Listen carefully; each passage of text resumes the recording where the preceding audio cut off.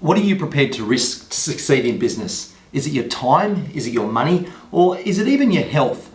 Either way, you must have skin in the game. And depending on what success means to you, it's going to dictate how much skin you are prepared to lose. Now today, I want to unwrap the most common fears and misconceptions that entrepreneurs have about taking risks and how these fears can really hold you back. Now, I also want to outline the difference between calculated risks and gambling and how taking calculated risks are not risks at all, but are important requirements for your business growth. My name is G-Cornell, and this channel is dedicated to helping people create their own destinies through business. I've been in business for 30 years and I've been helping brands sell more of their products and services, and this has given me a deep understanding of how to start, scale and promote businesses effectively. But most importantly, I will show you how to cope and succeed in your business journey whilst enjoying it along the way. Now, I remember a conversation I had many years ago with a financial advisor who I engaged at the time to set up all my investment structures, from trusts, self-managed super funds and property investments, right? And I had to answer all these questions so he could get a better understanding of what my appetite for risk looked like. So I answered all of his questions and I really didn't think much of it at the time, but what he said later, it really caught me off guard. He said to me that the results from the questionnaire showcased that I had a large appetite for risk, and this didn't make sense to me as I always thought I was not a risk taker at all. You know, I hated gambling, I never went to casinos, hated horses, all that type of stuff. In fact, still to this day, I don't like it, and I tell my kids that if I catch them gambling, I'm going to write them out of the will. Mate, they don't even show a deck of cards in front of me. So I really didn't understand what he was talking about. But should I look for another financial advisor? Well, I didn't, but I just didn't see myself as a risk taker. In fact, I was only prepared to risk my time and a certain amount of money, which wouldn't send me broke. Yet this guy is saying that I had a huge appetite for risk.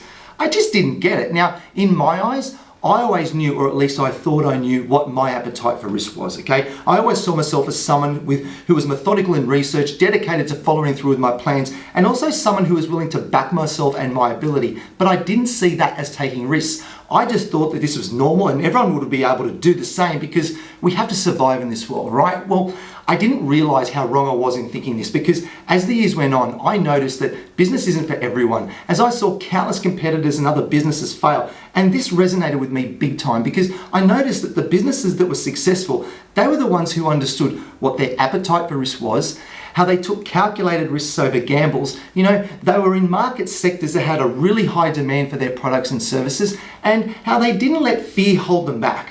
So what am I saying here? You know, what is my appetite for risk? Was it in line with what I wanted to be successful? And for me, this looked quite different to a lot of other people. Now, my goals for what I wanted out of business were, I wanted a business that could give me the ability to create and be in control of my own destiny, first and foremost. And I also wanted to have a business that it gave me financial freedom. And lastly, I wanted to create a brand that was worth something of value. Very important for me. And I was also a person who wasn't prepared to risk anyone else's money, meaning I never went to investors to invest in my business knowing that if it didn't work then they would lose their money and I would simply walk away. I never had a plan B, so for me, my business, it simply had to work, and I was the only one who should be responsible for that. Now, I'm not saying or suggesting that, you know, business owners who have investors are bad, far from it. It's just not how I wanted to run my business. And even though having investors in your business, it's a great way to scale quickly, it also gives you many other opportunities. But for me, this wasn't appealing. I just always looked at my business as something that I created on my own from scratch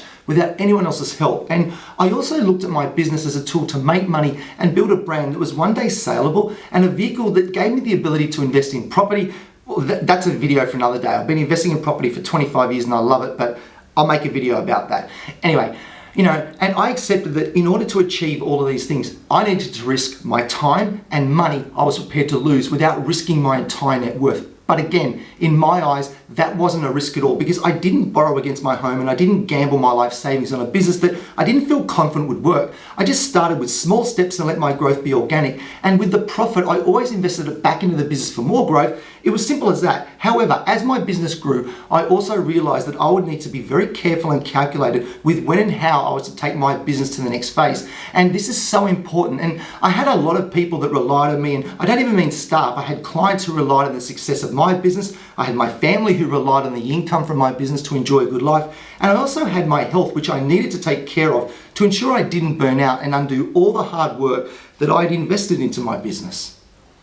So let's look at the differences between calculated risks and gambling. Now, But actually, before I outline the difference between calculated risks and gambling, I think it's really important to highlight the business failure rates. And I'll use my country, Australia, to highlight how difficult it is to be successful in business, okay? Now, in Australia specifically, around 60% of businesses, they fail within their first 3 years. And by the 5th year, around 60 to 70% of new businesses will have either ceased operations altogether. And the most common reasons, for business failure rates, they include lack of market demand, inadequate planning or business strategy, poor cash flow management, ineffective marketing, and founder burnout or lack of industry experience in general. So what do these stats have to do with risk in general? Well, each one of these reasons have an element of risk involved because businesses that don't make it, they often overlook these categories and they all come down to risking their time, money, experience, and planning. And I've seen this happen so many times where people will contact my digital marketing agency wanting us to promote their new business. And I can see straight away that they either haven't given their business idea much thought by way of market research to see if their business idea is viable, or where they haven't evaluated the true costs required to make their business a success. And what is really troubling is when I see new businesses taking cash loans to bankroll a business with little or no planning, and this is what I call business gambling. Now, this doesn't just apply to new business startups, but also to established businesses where market conditions may have changed and the business owners are still operating with an old mindset, or where they may become complacent in thinking that everything's going to be okay and they don't need to think or reevaluate where they are now and what they will need to do to grow. And there are so many variables here, but the big takeaway here is to constantly evaluate, plan, and take action when the time is right. Very important. But before I get into the next part of this video, I want to take a look at one main reason where businesses fail before they begin. And for me, the most important element here is going into a business where there is little or no demand. And if you are hell-bent on a business idea where there's not enough demand for your products and services, then it doesn't matter how much risk you're prepared to take or how much money you have to risk. Chances are you will simply fail. And for most new entrepreneurs who start out in business, they have no experience, and that's absolutely fine, but they need to be realistic as to what success will look like to them. Now, you should only go into businesses which have plenty of people who are willing to buy from you. And even if the market is super competitive, if you have a product or service which is appealing to a potential customer, then you are on the right track, and you will need to identify this very early on. Otherwise, you will not only risk everything, you'll also feel resentment towards your business, and you'll constantly be blaming everything and everyone for your poor business choices. And in business, the buck stops with you. You're responsible for your success. You're responsible for changes in market conditions, because if you're not able to adjust your business to changes in market conditions, then you're just not prepared as well as what you should be. And I'm telling you, if more entrepreneurs started businesses that had adequate demand for their products and services, then I am sure we would see the failure rates come down. So you can see why I wanted to incorporate this into thinking of business risk. For me, this is the biggest business risk that you can make. And this takes me to my next risk phase in business, right? Which are the most common fears in taking a risk. Now, whether you're starting a business or whether you have an established business, you're going to experience some sort of fear. And this is completely normal. Whether you are fearful of losing money, employing staff, fearful of growth, fearful of losing clients, fearful of investing in marketing, systems, operation, the list goes on, or simply fearful of failing in business in general. Either way, and trust me when I say this fear will always be present throughout your business journey. As when I said earlier that you must have skin in the game in order to be successful, this isn't a term I use lightly. As the word suggests, skin in the game means you have to be willing to lose something should you wish to make it. But what are you willing to lose should be in line with the rewards that present themselves. Risk versus reward. And this is something you should always evaluate in part of your business growth. And again, this comes back to your appetite for risk. Now, I am sure you can ask any successful entrepreneur what is their biggest fear, and they will all tell you that failing in their business is their biggest fear. And they are successful because they do everything in their power to make sure that this doesn't happen to them. And I've always been a person who doesn't extend myself to the point where I'm prepared to lose it all, right?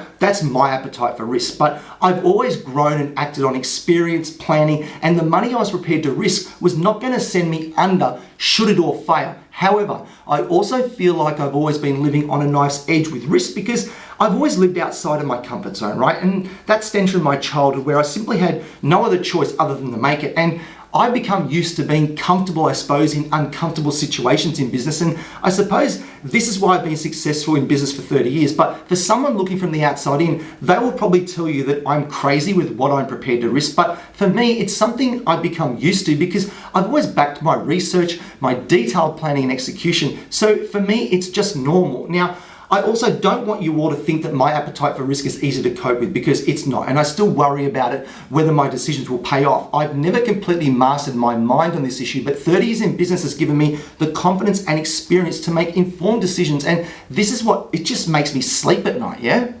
Which brings me to our next phase in business, right? And this is how fear will hold your business back. Now, if you become a slave to fear in your business, you will miss out on so many opportunities. Now, when I look back over the years, and I remember at each point from when I put on my first employee to my 10th employee, right? The fear for me was the same, but the difference was my experience to tell my brain that I've been here before, I succeeded, and I will succeed again. And I know that with every business decision, right, you make, if fear as a thought doesn't enter your brain, then I'm not trying hard enough to grow my business. So if you're serious about growth in your business, then you're gonna need to master your fear. Otherwise, you'll constantly stay in a position of weakness, and this gives you a false sense of security, you know? This fear of not acting or not trying to grow your business, it's simply a very slow way to die. Trying to just hang on to what you have makes your brain so scared of not only losing what you have, but also growing. And it's just simply not healthy. And if you want to achieve financial freedom, security, and time to enjoy the fruits of your labor, then you'll need to grow your business. You know, it's as simple as that. Now remember, no opportunities will arise if you don't back yourself. Take calculated risks and go for it. You will just become a slave to your business, and you'll probably end up resenting your business and the life that you've created for yourself. So, you know, what are you prepared to risk in your business, and how do your fears impact your business? You know, you need to ask yourself this all the time. What are you prepared to risk? And then you need to establish what steps you need to take in order to grow your business. You can't just wake up one morning and say, today, I'm going to take $100,000 and add new employees without knowing how these new employees will add value to my business, right? You need to constantly plan. As a good tradie says, measure twice, then cut once. I love this analogy because it really hits home with how to be successful. You know, measure and plan enough to be confident with your decision, then have the heart to take action and back yourself. And if, you know, you can always apply this methodology to your business, then you're gonna be successful no matter what you do, okay?